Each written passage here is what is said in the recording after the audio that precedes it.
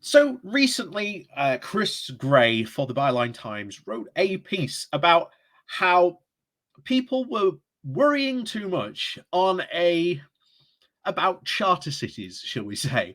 And in it, I do agree with him slightly that yes, there are no charter cities in the UK currently, but he does point out that there are a number of not only Tories, but Tory policy think tanks who are very influential, and indeed a number of advisors who want to make charter cities a thing in the UK. The Taxpayers Alliance, for example, did an entire paper on charter cities and why they would be a good idea for the economy.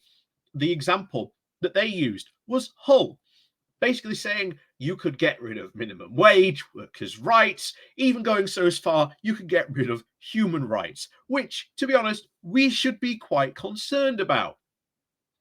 And I still think I am right in warning people, saying, hey, charter cities, you need to watch out for these guys, you need to be vigilant. So make no mistake, it is not wrong to talk about charter cities and talk about the massive problems that they will create for hundreds of thousands of people in this country. However, we are not talking today about charter cities. We are talking today about freeports and, of course, the special economic zones that some are also. And the fact that many of these freeports and so-called special economic zones are almost at a tipping point of where they are copying many of the examples that we have seen of the charter cities and what these Tory think tanks have stated what they would like to do in these charter cities. And yes, many of these free ports and special economic zones are doing things in a very sneaky, way and being very much undercover about what they intend to do, and are something that, like charter cities, we need to be worried about and at least be keeping an eye on about what is going on in these free ports and special economic zones and warning the public about how bad some of these places really are, because we've stated it before and many economists will say it again. Free ports, not really a good idea, don't really seem to have a good economic effect. And these special economic zones that they are building, or at least Liz Truss has gone and talked on about what she would like to do. I'm very skeptical about there being any serious economic benefits to those areas as well. So let's go into this piece from The Guardian, where it talks about, once again, these free ports and, again, these special economic zones essentially being a threat to, well, democracy. Of course, as always, thank you very much to all those people who do help and support the channel. Like I say, please do remember to click that like, share, and subscribe button. And of course, down below there are links to my Patreon page and a after link called Buy Me Coffee, where you can, well, buy me coffee. And as always, thank you very much to all those people who do help and support the channel that way. So let's go over to The Guardian and cover this piece that talked about this exact thing. So, welcome to the Freeport. The title there says, where turbo capitalism tramples over British democracy. Democracy is the problem that capital is always trying to solve. To maintain its rates of profit, it seeks to drive down taxes it must pay, and the annual try and annul the regulations that defend the living world, workers, and consumers. This tends, of course, to be unpopular. Not surprising when you look at sort of what people actually vote for. They don't want to vote for this massive, unfettered, unregulated capitalism. So, of course, you've got to trick people into doing it. So, governments that have permitted these beautiful places to be tarnished, workers' lives to be endangered, and consumers to be conned might find themselves voted out of office. So, fixers need to be found. Political funding often does the job. Research from the US shows how generally the party that tracks the most money wins, and distraction works pretty well, especially when it takes the form of culture wars, which we are seeing our Conservatives trying and failing and succeeding in some points to a degree. Again, I'd say it's more failure in this point to try and bring those US culture wars over to the UK. But to be honest, people aren't interested. They've got far, far more things to be worrying about than getting involved in these culture wars. And as I've said before, you don't get involved in the culture wars. It's pointless. It literally rots the mind. The kind of things that most of these people who are invested in culture wars are so invested in that it goes bizarre. And bear in mind, it is most of the right wing who are invested in these so-called culture wars. So the billionaire press does a sterling job at misrepresenting our choices to favor the very rich, but you can never be too careful. It's safer, if possible, to bypass democracy altogether. So how? One approach is to create where the usual rules do not apply and citizens have less decision-making power. I'm talking about free ports. In crucial respects, these special economic zones operate as if they were outside our nation's borders, and they are the equivalent of the royal forests of medieval England. Forest derives from the Latin foris, which means outside, and the forests were the hunting estates where the king's private interests overrode the rights of the common people, elevating them beyond the usual laws of the land. And the Westminster government has so far designated 8 free ports in England, and the Scottish government is considering bids for another 2. The objective were set by the advisory panel, chaired by the 2 most ardent supporters for free ports in the government, Liz Truss and Rishi Sunak. The panel was composed of over 2 public officials, 2 economists, 5 industry lobbyists, and 1 cities advocate, and 1 venture capitalist, and 2 members of the dark money think tanks, the lobby groups that refuse to reveal who funds them. No trade unions, political rights, environmental, or even public interest groups were represented. Are we surprised? Not one bit. Because that's not who they want in these boards, because everything that they intend to do, those people would probably object to. Anyway, it continues. The new free ports will be run by operators, among who are some of the most highly controversial private companies. And using the free port, it can claim a wide range of customs privileges and tax cuts. These include business rates relief, which deprives the local authorities of income, and employers' national insurance relief, which creates a 2-tier workforce, a cheap and even cheaper. The government also has offered the radical curtailment of planning rules in these zones. It's not clear, since the attempts to demolish much of the planning system collapsed in the wave of a spectacular by-election defeat.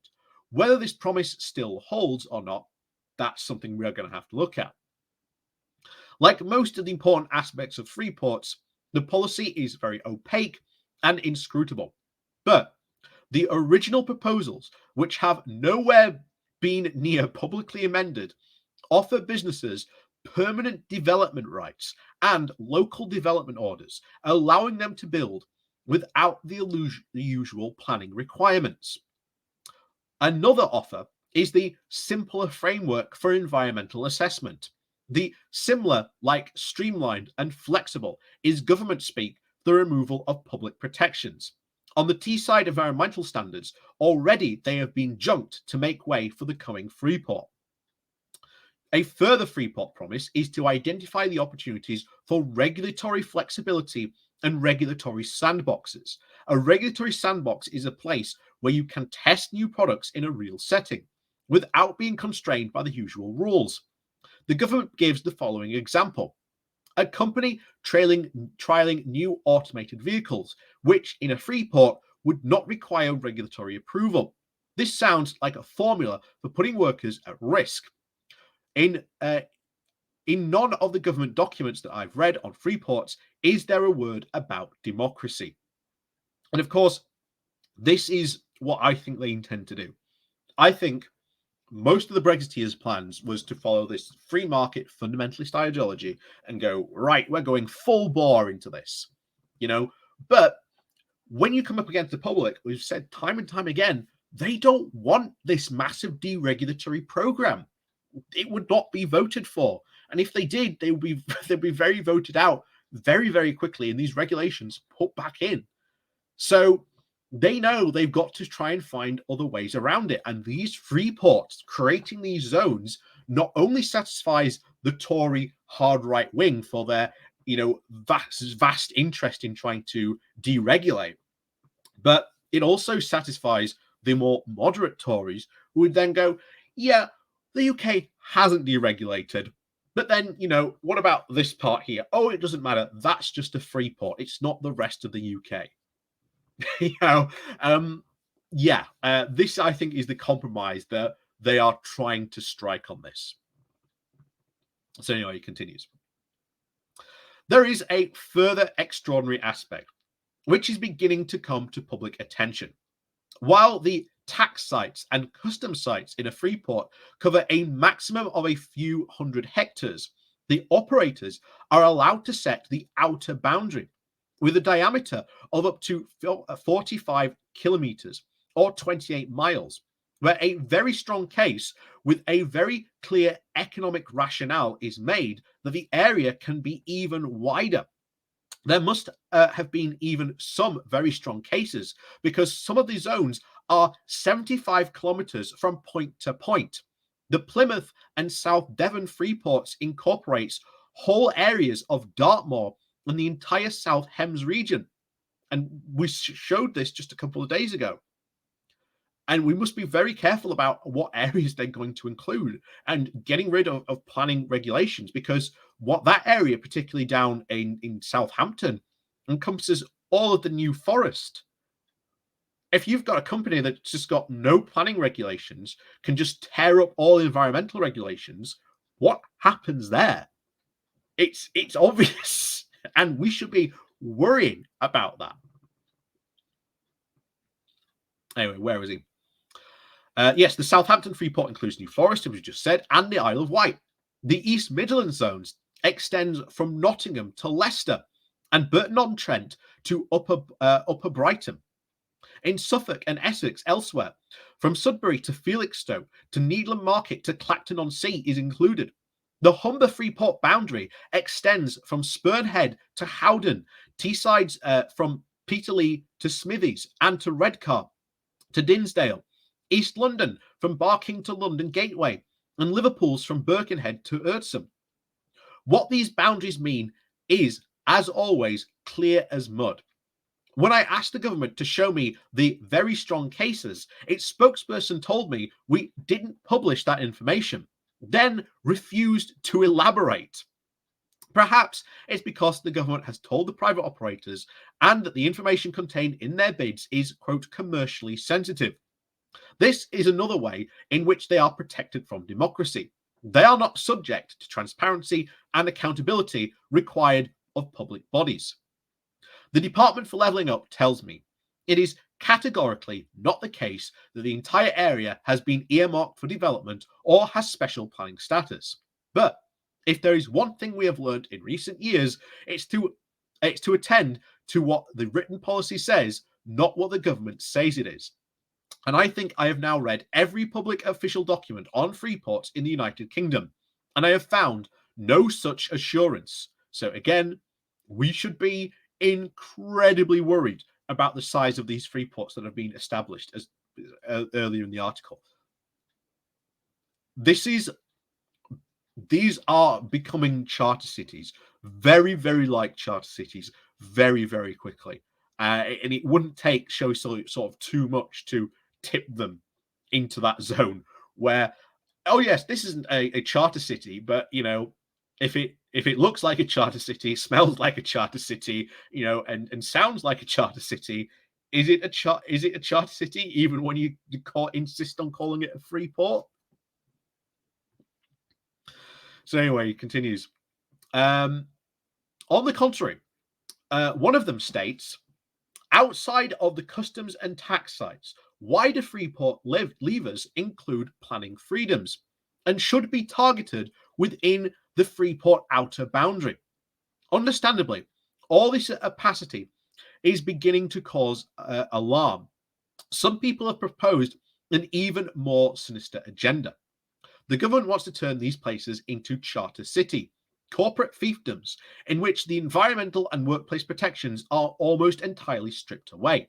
There is, as yet, no evidence of this. But you can see why people are concerned. You should be able to see why I am concerned about this and why we should all be concerned about this. And it is not conspiracy theory to talk about charter cities and why these are potentially a problem. And we should be warning people about charter cities and warning people what is going on with these free ports, because they could very quickly become charter cities.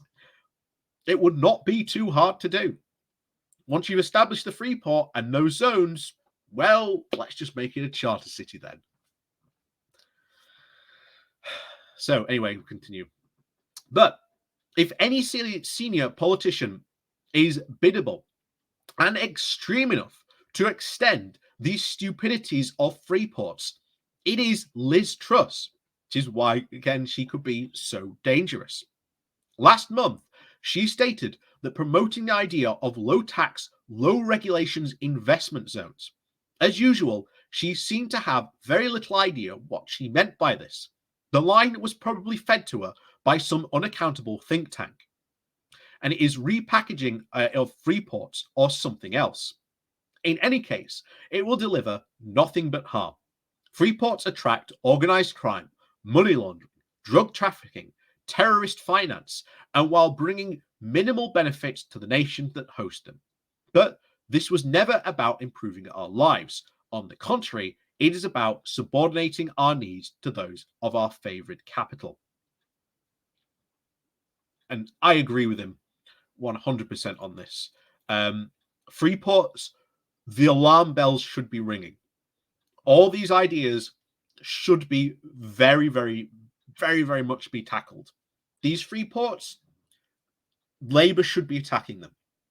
They should be attacking them non-stop, saying these are non-starters, pointing out all the problems that free ports create. How do you intend to do that? And what about these people who live in these zones? What assurances is the government giving that these companies who are in these unregulated zones, what assurances are people going to be given that they are going to be protected from these companies operating, as was said there, and testing unregulated products?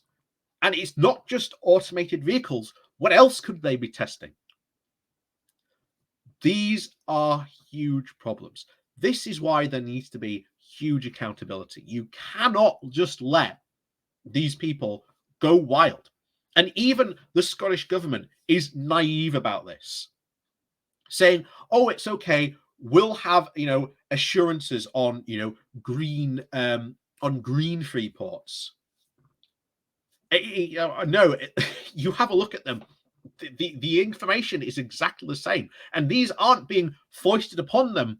The Scottish government is actively trying to set up 2 free ports, probably with a third one, from what I've heard.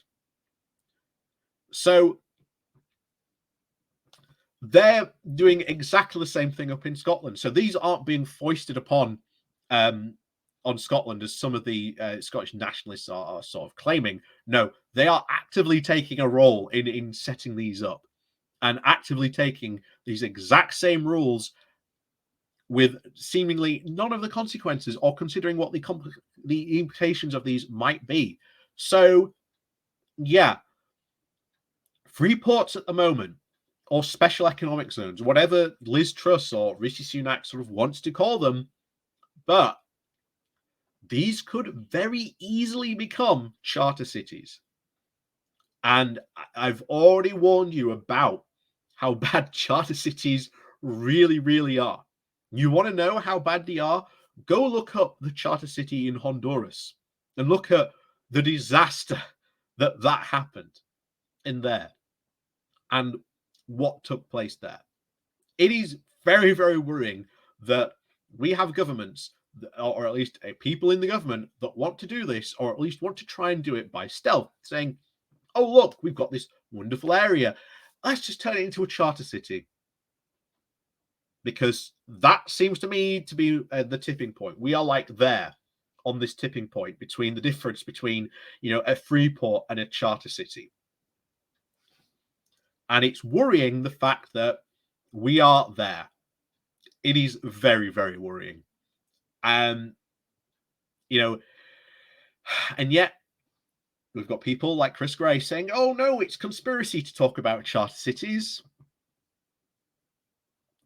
At the moment, they're free ports, but they could become charter cities.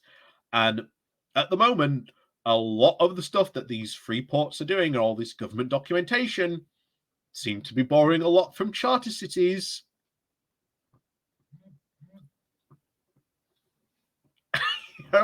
We should be worried.